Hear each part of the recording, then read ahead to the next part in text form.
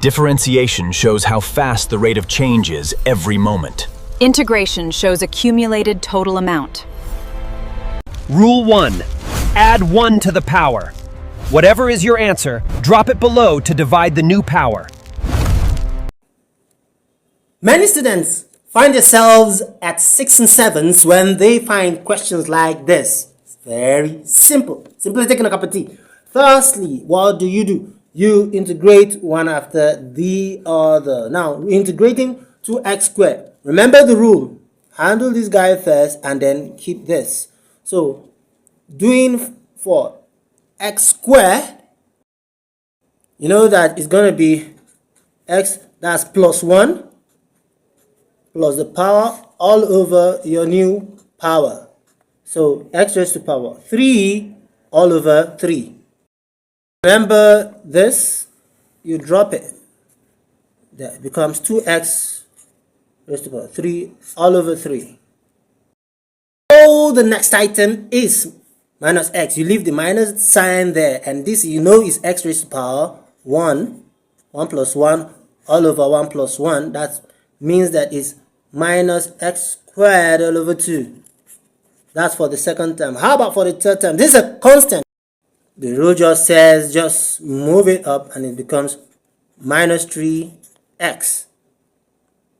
Great. Remember how we integrate constants, because this is integration, right? So you do minus 3x. Now we have to add up everything, this plus this and this. Then we consider the upper values and the lower value. Yeah, the upper value, according to the question, is m and the lower value is 1. This is the upper value and lower value, and then take it from there. Since the upper value is m and the lower value is 1.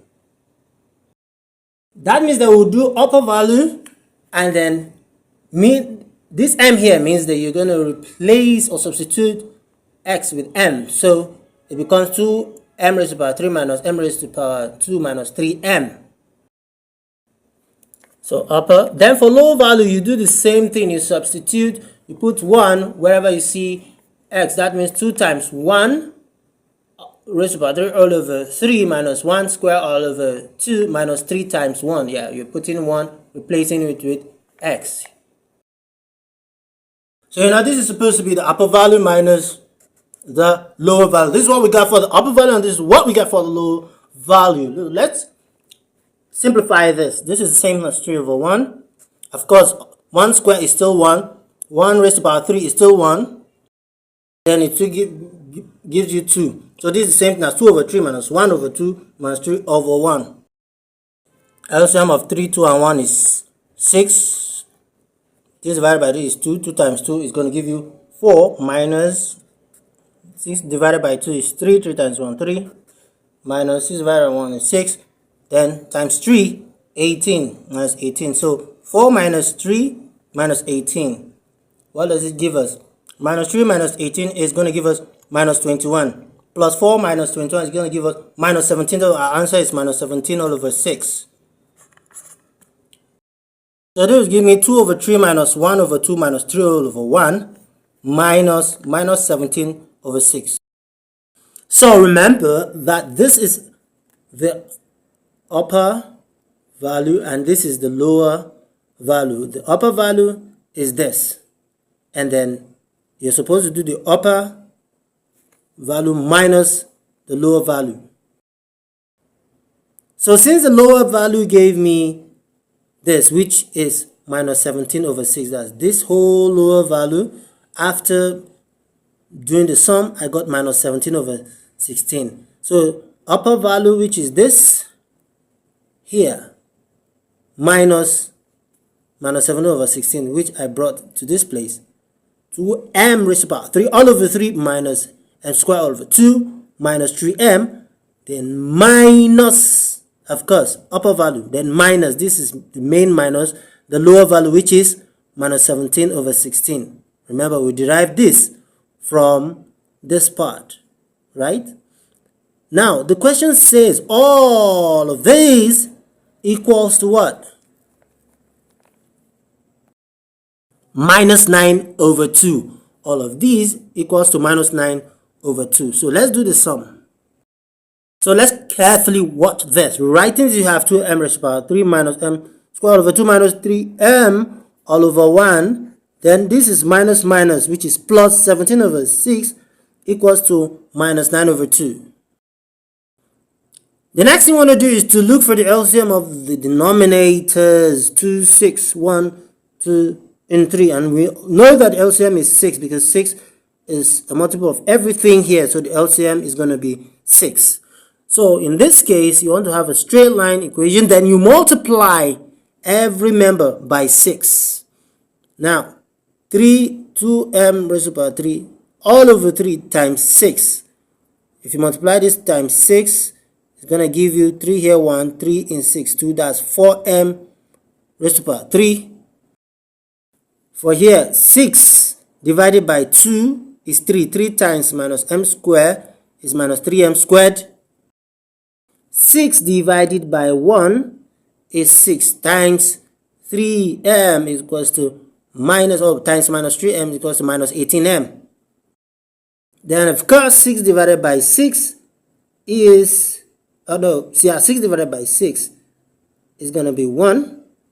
1 times 17 is going to be 17.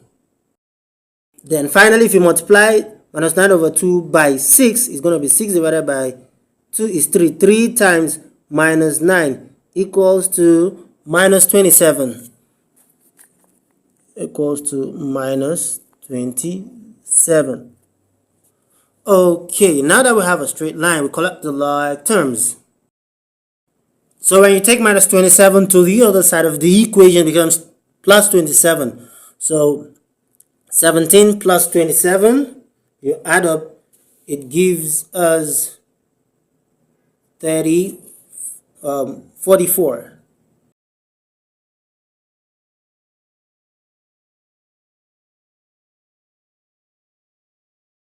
So now, your final answer to this question is that m has no integer root, neither has it got a rational root. Why did I say this? Because what value of m are you going to put in order for this equation to be 0 or correct? Is it m equals 1? I tried it, it didn't give me. Is it m equals 2? I tried it. M equals 3? I tried it. M equals 4. So it will, if you keep putting m, substituting m, it will not equal 0. So we had to go a long way before we got a decimal for it, which is 3 minus 3.012. M being equals to minus 3.012. But this is a long process.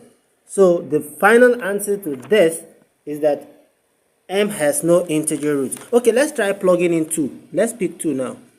4m raised to power 3. That's 4m will be 4 times 2 raised to power 3. What's 2 raised to power 3? 2 raised to power 3. 2 raised to power 3 is 8. That's 4 times 8 minus 3m. If m is 2, 2 raised to power 2 is 4 minus 3 times 4 minus 18 times 2. Since m is 2, 18 times 2 is minus 36 plus 44. Let's see whether it equals 0. 4 times 8 is 32 minus 3 times 4 is 12 minus 3 times 4 is 12 minus 36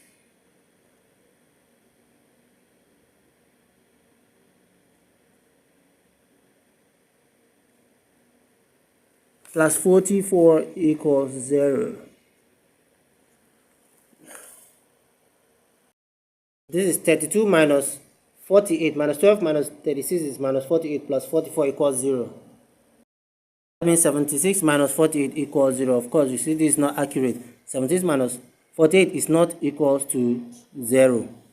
So, there is no rational root. So, we will change the lower value from 1 to minus 1. We do that and then definitely you get a precise answer. Catch you at the top.